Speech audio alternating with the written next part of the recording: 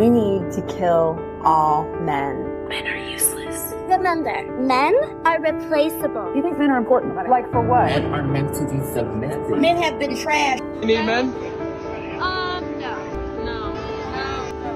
No.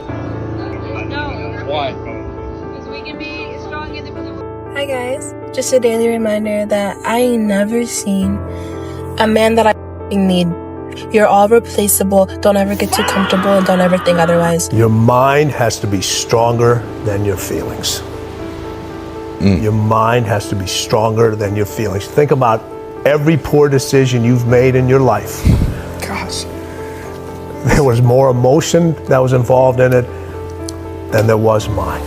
Every single one of them. Think about it. Really was. Your feelings keep you in bed. Your mind tells you, get up. It's easy to give up. Hell yeah. Easy. It's the easiest thing in the world to do. All right, man, I'm done. I ain't going. I ain't gonna keep going. Yeah, I don't feel like going to work. I'm done. Yeah, man. It's easy. It's very easy.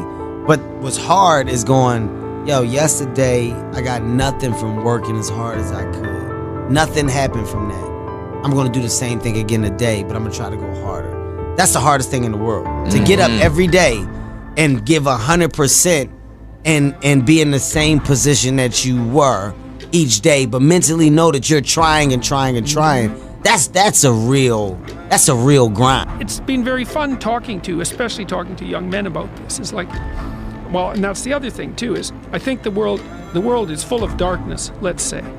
And we could say each of us have a little bit of light. And if we release that light, if we let it shine properly, Christ, it's too cliched to go on with in some sense, but the world is a lesser place if you do not reveal from within yourself what you have to reveal.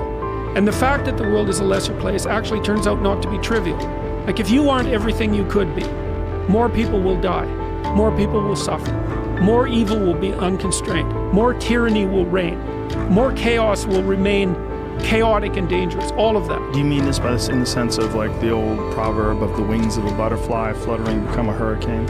It's something similar to that, but it can even be more local. It's like your family is more messed up than it could be if you were less messed up than you are. Right. So if you just got your act together, like 10% more, your family would be 1% better. Right. It's like, well, do it. And that would ripple off into the people that they interact with. Yes, and it ripple. That's the other thing that's so cool is that, like, people think, well, there's 7 billion of us, and each of us is just this separate dust mote, like floating in the cosmos, and what the hell difference does it make what you do anyways?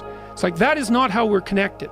It's like, you're the center of a network, and you know way more people than this, but let's say typically, you're going to know 1,000 people in your life, well enough to have an impact on them, okay? And each of those 1,000 people is going to know 1,000 people. So you're 1 step from 1 million, and 2 steps from 1 billion. And we are networked, technically. That's how human interactions work. And so when you do something that you shouldn't do, it's worse than you think. And when you do something that you should do, it's better than you think. And so you think, well, this is why I've been telling people, well, clean up your room. It's like, well, your room is actually networked too. It's not that easy to clean up your room, to set it. So you want your room to be set up so that when you walk in there, it tells you to be better than you generally are. It's organized, it's got direction, everything's in its place. You try to do that in a chaotic household. You know, I've watched people do this because I had students do these sorts of things as assignments. I'd say, look, pick a small moral goal, clean up your room, and just write down what happens as a consequence. So maybe these are students in a chaotic household. The whole place is a bloody mess. No one's taking any responsibility for anything. And so they decide they're going to start to clean up their room. And then the people in the household notice. Well, the first thing they do is get pissed off. It's like, who do you think you are? Like, you think you're better than us? Like, why do you think this is worthwhile? Who died and made you God? All of that. So just by trying to organize this little part of their life, they immediately run into the people whose actions they're casting in a dim light by trying to improve themselves to some degree. They might have to have like a thorough war in their household to be allowed to do something as simple as keep the room orderly. You'll find out very rapidly that A, that's way more difficult than it sounds, and B, that the consequences of it are far more far-reaching than people think. So that's quite fun. You know, because maybe part of it is that like everything around you is full of potential. Everything. maybe more potential than you could ever possibly utilize. And so maybe all you have is this little rat hole of a room in some rundown place in the world. It's like, fix it up. There's more there than you think. See what happens if you fix it up. And you'll fix yourself up simultaneously because you have to get disciplined in order to fix up the room. And then you have a fixed up room and you'll be a more fixed up person. It's like, you think that nothing will happen as a consequence of that? It's like all hell will break loose as a consequence of that. Trust me, you have a mindset right now, just like I have a mindset. It's how we view life. I know people with a negative mindset, which basically they view everything in a negative way. I know people with a positive mindset, which means they view everything in a positive way. People with an abundance mindset, a scarcity mindset. It's a way of thinking. The question is, how did we get there? How did we get that mindset? Through practice and habits. People that have a negative mindset have continually thought negatively. People that have a positive mindset have continually thought positively. You see, the things I do today determines the habits I have tomorrow, which determines the mindset that I have for life. So go back to what you do daily and ask yourself, what kind of a mindset am I developing today? If you concentrate solely on your career, you can get a long way in your career. And I would say that that's a strategy that a minority of men preferentially do. That's all they do. They work like 70, 80 hours a week. They go flat out on their career. They're staking everything on the small probability of exceptional status in a narrow domain. But it's hard on them. They don't have a life. It's very difficult for them to have a family. They don't know how to take any leisure activity. Like, they get very one-dimensional. Now, it may be that unidimensionality is the price you have to pay to be exceptional at one thing, right? Because if you're going to be something like a genius-level mathematician, and you want to do that or a scientist, say, it's like you're in your lab all the time, you're working 70 hours a week or 80 hours a week, you're smart, you're dedicated, you're unidimensional, and that's how you get to beat all the other people who are doing that. It's the only way. But the problem is you don't get a life. Now, if you love being a scientist and you have that kind of focus of mind, well, first of all, you're a rare person, and second, you're going to pay for it. But fine, more power to you. But it's a risky business to do that. You sacrifice a lot for it. And I would say most often, if you're speaking about having a healthy life, that isn't what you do.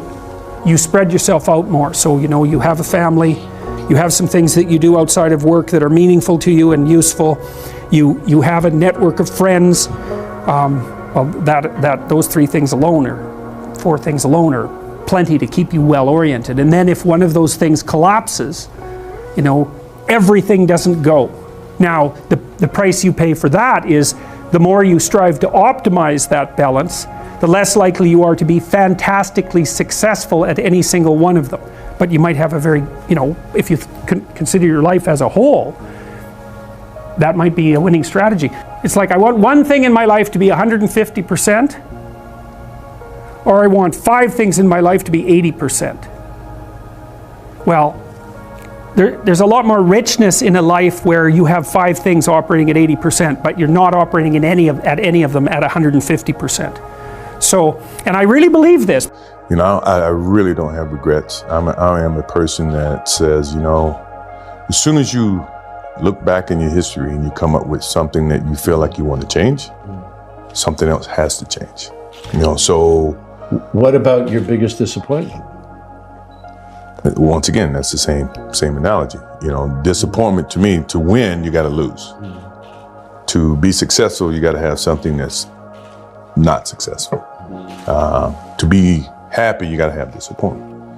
So I think all of those things have evolved and happened to make me who I am and understand the benefits and the privileges I have for being who I am, and not to wear it on my sleeve, be very humble about it. That's one thing my parents taught me very well is, don't wear your reputation, don't wear your accolades, don't wear your personality on your sleeve. Let it happen, let it be you. It is who you are. Don't hide from it, but don't wear it and rub it in people's face.